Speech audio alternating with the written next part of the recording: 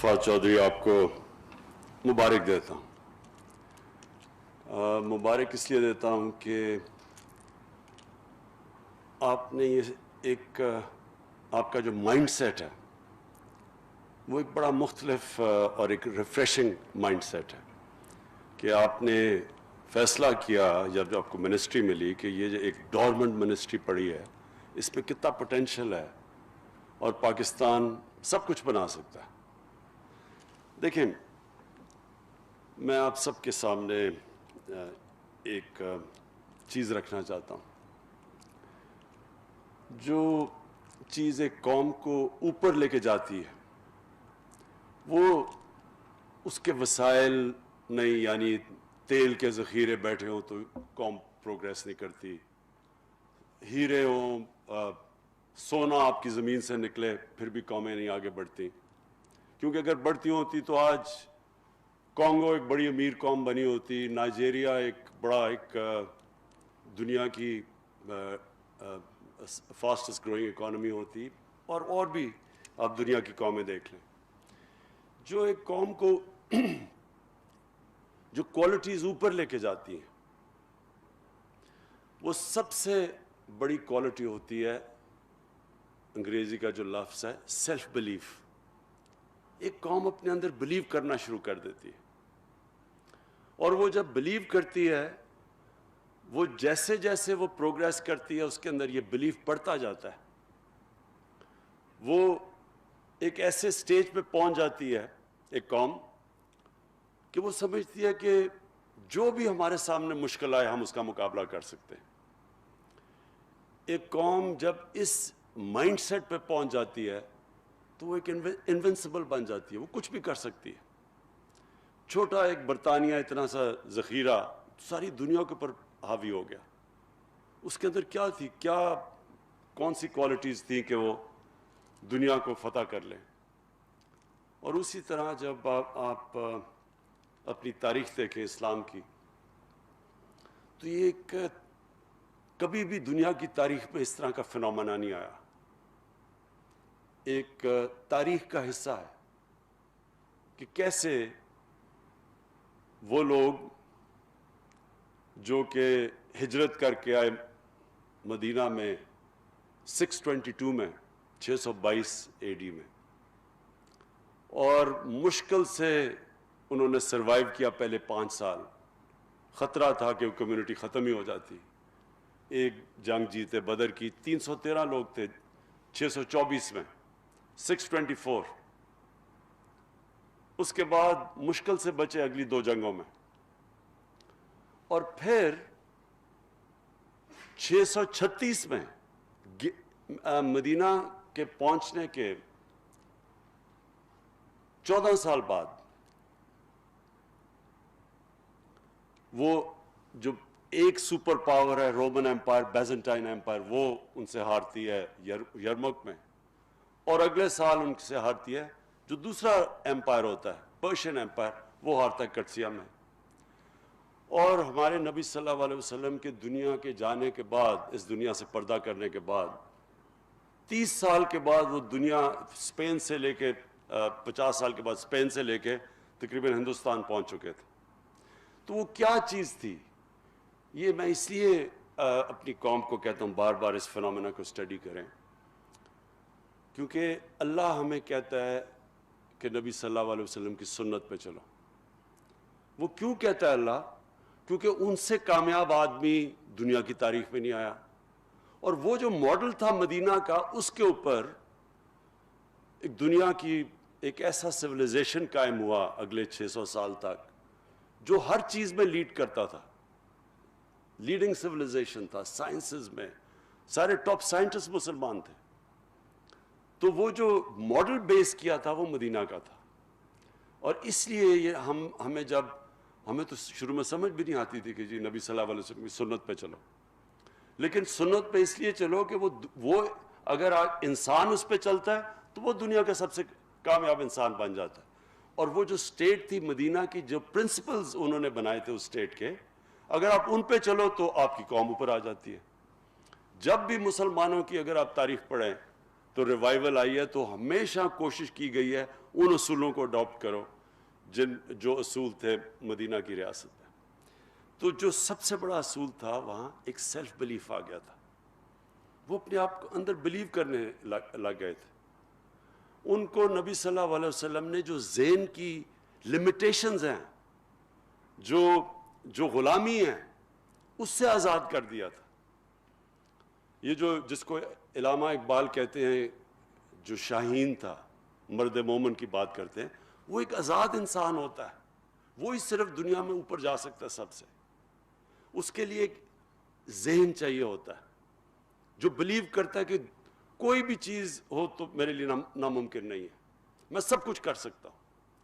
یہ جو کوالٹی ہوتی ہے, اس سے انسان اپنے اندر پوٹینشیل ڈیولپ کرتا ہے. اللہ نے جب ہمیں اشرف المخلوقات بنایا تھا تو اس نے جب فرشتوں کو کہا تھا کہ اس کے سامنے جھکو, تو جب شیطان نہیں جھکا تو اللہ نے کہا کہ تمہیں نہیں پتا کہ میں نے اس کو کیا پاور دی ہے, اس کے نالج کیا دی ہے. تو وہ جو نالج ہے وہ ڈسکور کیسے کرتا ہے انسان؟ وہ کبھی بھی ایک غلام ذہن نہیں ڈسکور کر سکتا جو صرف ڈپینڈ کرتا ہے کہ جی اچھا باہر سے امپورٹ آ جائے گی یا باہر سے نالج آ جائے گی تو میں آگے بڑھوں گا. وہ ذہن آگے نہیں بڑھ سکتا. ذہن آگے وہ بڑھتا ہے جو سمجھتا ہے کہ میں کچھ بھی کر سکتا ہوں. اور ہماری جو ملک کی اگر میں یہ سمجھوں کہ اس ملک کے اندر جس طرح یہ بڑھا تھا ایک وقت پہ 60s میں, پاکستانی جو دنیا میں ویو کیے جاتے تھے, جو پاکستانی کے اندر بھی سیلف بلیف آتا جا رہا تھا, وہ ہماری بڑی بدقسمتی ہے کہ ہم اپنا راستہ کھو بیٹھے. وہ جو سیلف بلیف تھا وہ پروپیل کر رہا تھا اس ملک کو, جس کے اوپر پریڈکشنز کرتے تھے کہ پاکستان کیلیفورنیا بنے گا ایشیا کا, سب سے تیزی سے ترقی کر رہا تھا. انفارچونیٹلی ہماری بدقسمتی کہ ہمارے اندر یہ جو سیلف بلیف آنا تھا وہ نہیں آیا.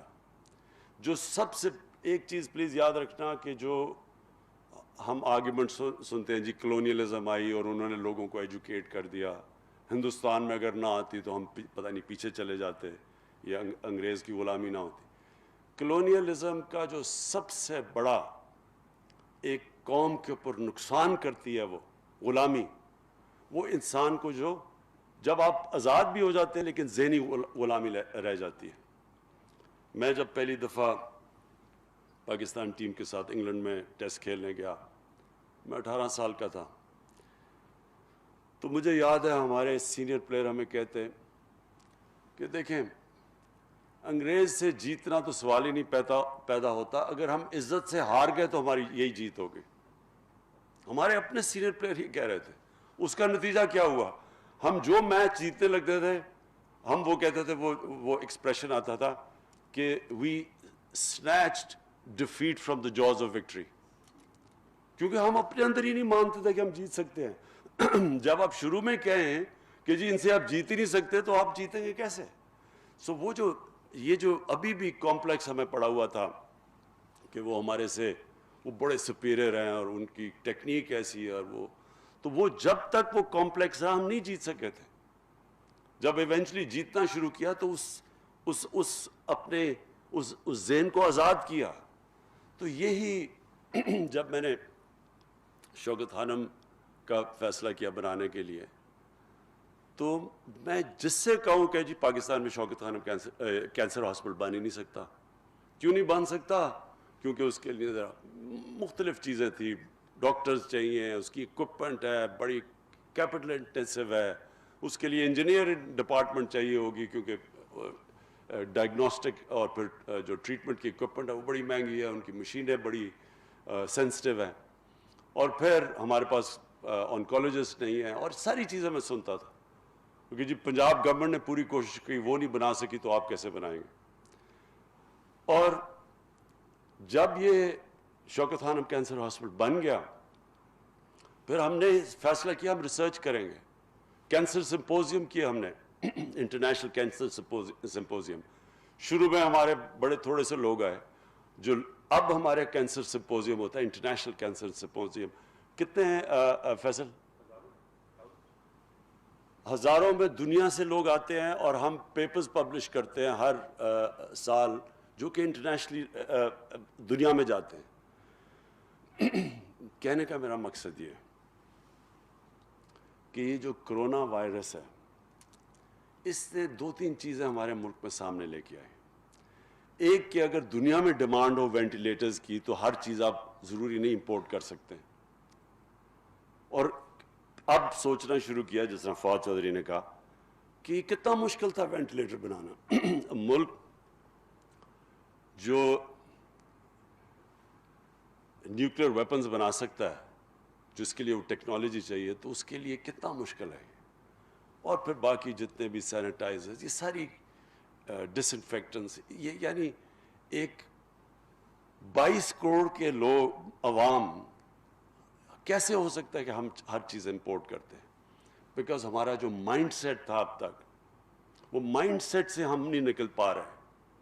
ایک ڈپینڈنسی سنڈرم ہے کہ جو ہوگا جی وہ ہمارے سے آگے ہیں تو ان سے ہم وہ جو ہمیں نالج دیتے رہیں گے وہ ہم لیں گے. ہمارے اندر وہ سیلف بلیف نہیں آیا. اور ہم جو دوسری سیکنڈ نالج اکانومی کی طرف ہم نے کوئی پروگریس نہیں کیونکہ تعلیم پہ نہیں پیسہ خرچ کیا, ریسرچ کے اوپر پیسہ نہیں خرچ کیا کیونکہ ہم یہ سوچا ہی نہیں کہ ہمارے اندر بھی کیپیسٹی ہے, ہم بھی انوینٹ کر سکتے ہیں, انوویٹ کر سکتے ہیں. ہمارے وہی پاکستانی یہاں سے باہر جاتے ہیں اور وہ ہر چیز میں ایکسل کرنا شروع کر دیتے ہیں. تو کیا وجہ ہے؟ اگر وہ سسٹم ملتا ہے جس سسٹم کے اندر ہمارے لوگ جا کے ایکسل کر سکتے ہیں تو وہ یہاں سسٹم ہم کیوں نہیں بنا سکتے؟ اور وہ اس لیے نہیں. اور مجھے افسوس سے یہ کہنا پڑتا ہے کہ ایک ہماری رولنگ ایلیٹ کے اندر یہ ایک کمپلیکس ڈپینڈنسی سنڈرم. ایک کرونا میں یہ ہمیں پتہ چلا کہ جناب اگر ساری دنیا میں ڈیمانڈ ہو ان چیزوں کی وینٹیلیٹرز وغیرہ کی تو ہم کچھ نہیں کر سکتے. تو ہمیں تب وہ کہتے ہیں نا necessity is the mother of invention. جب ہمیں مجبوری ہوئی تو ہم نے فیصلے کیے نا کہ ہم یہاں بنائیں گے. دوسری چیز کیا چیز سامنے آئی کہ آج ہماری رولنگ ایلیٹ ہمارے جو صاحب اقتدار ہیں اگر ہم چاہیں بھی تو ہم باہر علاج نہیں کروانے جا سکتے. نہیں تو چیک اپ بھی باہر کرواتے تھے جا کے. کھانسی ہوتی تھی تو سارے گورنمنٹ پبلک کے ایکسپینس کے اوپر اس ٹیکس پیئر کے پیسے کے اوپر باہر علاج ہوتا تھا سب کا. اسمبلی ممبرز بھاگے جا رہے ہیں علاج, منسٹرز جا رہے ہیں, پرائم منسٹرز ان کی ساری فیملی سب باہر علاج ہوتا تھا. آج وہ جا نہیں سکتے, وہاں زیادہ خطرہ ہے. تو اس سے دوسری چیز ہوئی کہ ہمیں اپنے ہسپتال ٹھیک کرنے ہیں, ہم نے اپنے ہسپتالوں کے اوپر انویسٹ کرنا ہے, ہم نے اپنی جو یہاں انفراسٹرکچر ہے میڈیکل انفراسٹرکچر ہمیں اس کے اوپر زور لگانا ہے کہ آگے کوئی اس طرح کی چیز آ جائے تو پھر کیا کریں گے. اور یہ جو سیکنڈ چیز ہے, جب تک کہ ہمارے ملک کے جس طرح میری طرح کے لوگ ہیں ہمارے منسٹرز ہم یہاں نہیں علاج کروائیں گے اپنا گورنمنٹ ہاسپٹلز میں, تب تک گورنمنٹ ہاسپٹلز نہیں ٹھیک ہوں گے. یہی گورنمنٹ ہاسپٹلز ہماری آنکھوں کے سامنے ڈیٹیریٹ ہوئے ہیں. میں پیدا ہوا تھا میو ہاسپٹل میں, میری ساری بہنیں پیدا ہوئی تھیں. شروع میں جب بھی کوئی کھیلتے ہوئے کوئی چوٹ لگتی تھی ٹانکے لگانے میو ہاسپٹل جایا کرتے تھے. اور اب پیسے والے لوگ سوچتے بھی نہیں گورنمنٹ ہاسپٹل میں جانے کا. پرائیویٹ ہاسپٹلز, اور صرف پرائیویٹ ہاسپٹلز میں اگر اچھا علاج کروانا ہے وہاں کرواؤ, غریبوں کے لیے گورنمنٹ ہاسپٹلز. اور یہ پھر تیسری چیز سامنے آئی ہے, کرونا کی تیسری چیز کیا سامنے آئی ہے. اب تک یہ ہوتا رہا کہ جناب گندا پانی پینے کی بیماریوں سے بچے مر رہے ہیں, غریب کا بچہ مرتا ہے کسی کو فکر ہی نہیں ہے. ہیپاٹائٹس سی ایپیڈیمک بن چکا ہے پاکستان میں, لیکن زیادہ تر غریب لوگ ہیں, کوئی فکر ہی نہیں ہے. میل نیوٹریشن 25% بچوں کو ہے, فکر نہیں غریب کا بچہ ہے. 40% پاکستان کے اندر سٹنٹڈ گروتھ ہے, کسی کو فکر ہی نہیں ہے کیونکہ غریب لوگ ہیں. اب یہ مشکل آ گئی ہے کہ کرونا نہ امیر نہ غریب میں فرق ہی نہیں کرتا. آپ اگر یہ سمجھتے ہیں کہ صرف امیروں کی لاک ڈاؤن اناؤنس کر دیا جی, جلدی سے فوری لاک ڈاؤن اناؤنس کر دیا, سوچا ہی نہیں کہ وہ بیچارہ دہاڑی دار وہ غریب آدمی, وہ رکشے والا, وہ جو بیچارہ سارا دن محنت کر کے آ کے اپنے بچوں کا پیٹ پالتا ہے, اس کا کیا بنے گا؟ نہیں, امیروں نے سوچا اچھا جی 2-3 یہ امیروں کو بھی آتا, تو ایک دم سارا ایک ایلیٹ نے فیصلہ کر لیا سارے ملک کے لیے, سوچا نہیں کسی کا. ہندوستان نے تو ہمارے سے بھی زیادہ, جتنا وہ جو ان کا اسٹرانگ مین نریندر مودی ہے, کہتا ہے جی اس کو 50 انچ کا چیسٹ ہے, وہ اتنا ڈرپوک نکلا ایک دم اس نے سارا بند کر دیا. بیچارے لوگ 200 میل چل کے جا رہے ہیں, غریب لوگ تھے ہندوستان میں, سوچا ہی نہیں کہ عام آدمی کی زندگی کیا ہوگی. یہ تو ہمارا جو اب ہمیں کیا نظر آیا کہ اگر آپ غریبوں کی بستیوں کا دھیان نہیں رکھیں گے تو کرونا اگر غریبوں کی بستیوں میں پھیلے گی وہ پھر امیروں کی بستیوں میں بھی چلی جائے گی. وہ ریسٹرکٹڈ نہیں ہے. سنگاپور نے کیا کیا, انہوں نے بڑا زبردست لاک ڈاؤن کر دیا, اور جناب کرو ان کی فلیٹ ہو گئی.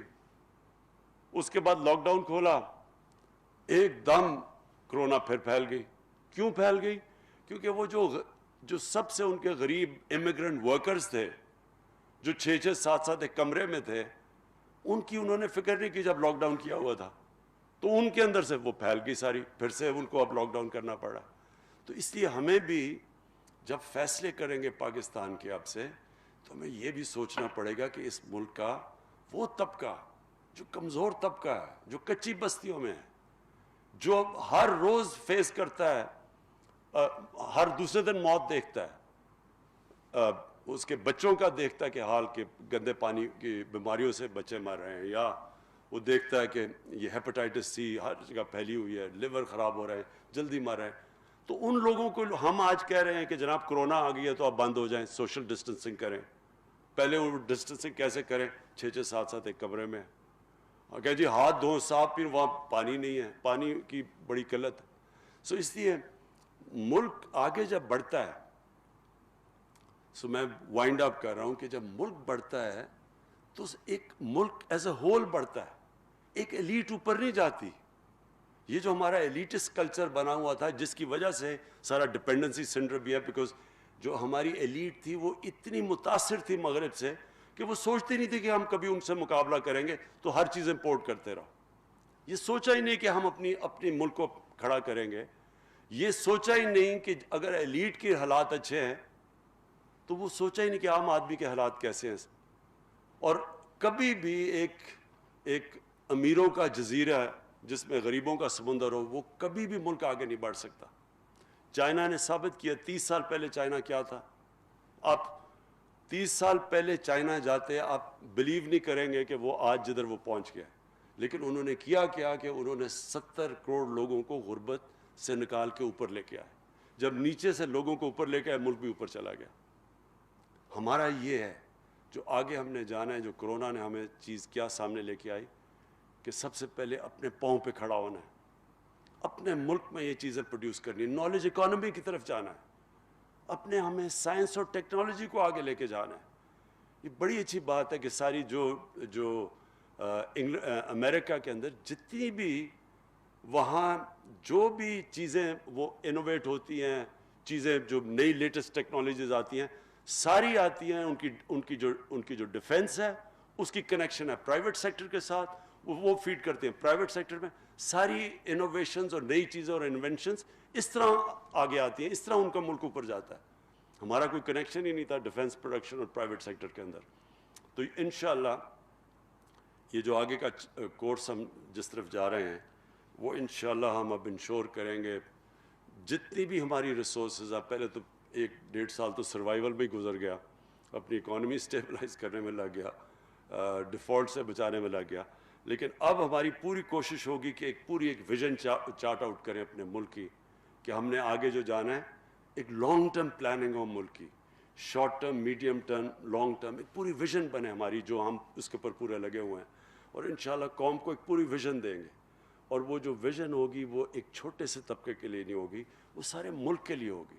اور وہ سینٹرک اس طرح ہوگی کہ یہ جو ہم کچی بستیاں ہیں, ہماری غریبوں کی بستیاں, ان کو سب سے زیادہ اب ہم نے زور لگانا ہے کہ ان کو ہم نے کیسے اٹھانا ہے.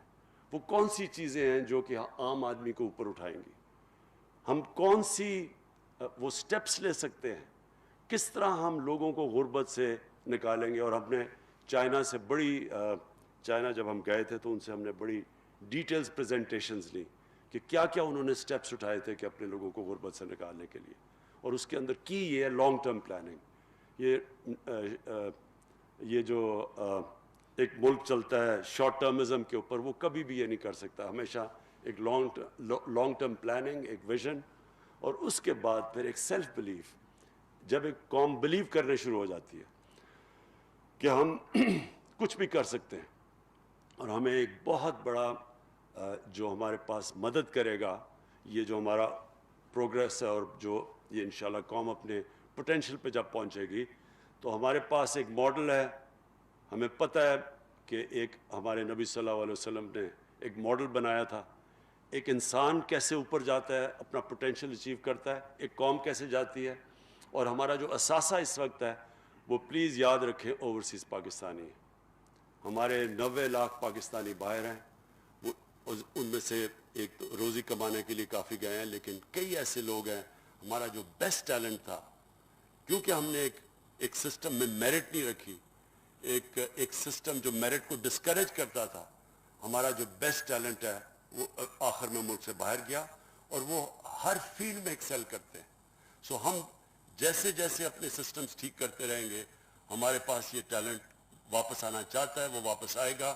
جیسے ہم اپنے ادارے ٹھیک کرتے رہیں گے